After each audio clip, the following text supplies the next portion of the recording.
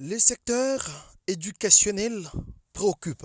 Au plus haut point, la chef de l'exécutif provincial Fifi Masuka Saini, résolument engagée à construire et réhabiliter les établissements scolaires au Lualaba, la société Imo Cercas a tout d'abord procédé à la réhabilitation de l'EPKMATT au quartier Kasulo. Visiblement, les locaux répondent aux exigences de la génération montante. Financée par le gouvernement Masuka, la construction de l'Institut Odari au village Misamba, dans l'agglomération du centre de négoce à Moussompo, à 17 km du centre-ville de Kolwezi. Déjà, les 6 locaux, fin prêts et bien équipés, un bloc administratif, des responsables du dit institut et les installations sanitaires pour les filles et le garçon. Nous disons un grand merci pour cette bonne foi qu'il a manifestée pour cette communauté qui était privée d'école. Ici, si vous pouvez bien le constater, il n'y a aucune école ici dans ces villages. Je crois que vraiment c'est une bénédiction, c'est vraiment une faveur pour cette communauté. Je crois que tout le monde est satisfait.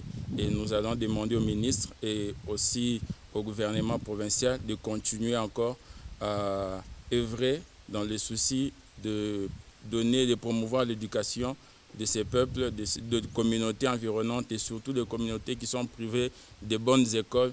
Et nous avons besoin de leur donner de bonnes infrastructures pourvu qu'ils soient dans les mêmes conditions que ceux qui sont dans des grandes villes.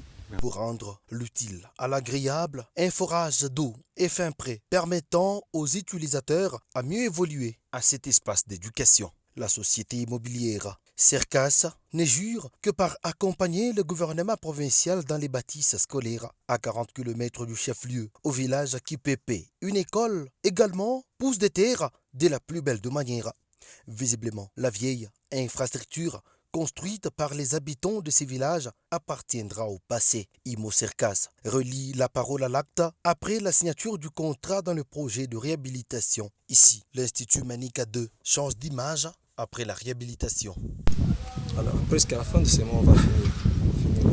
Parce que là, c'est juste des finitions, des petites retouches qui sont restées. Et on évolue un peu comme ça. Sinon, on n'est pas loin de notre point final.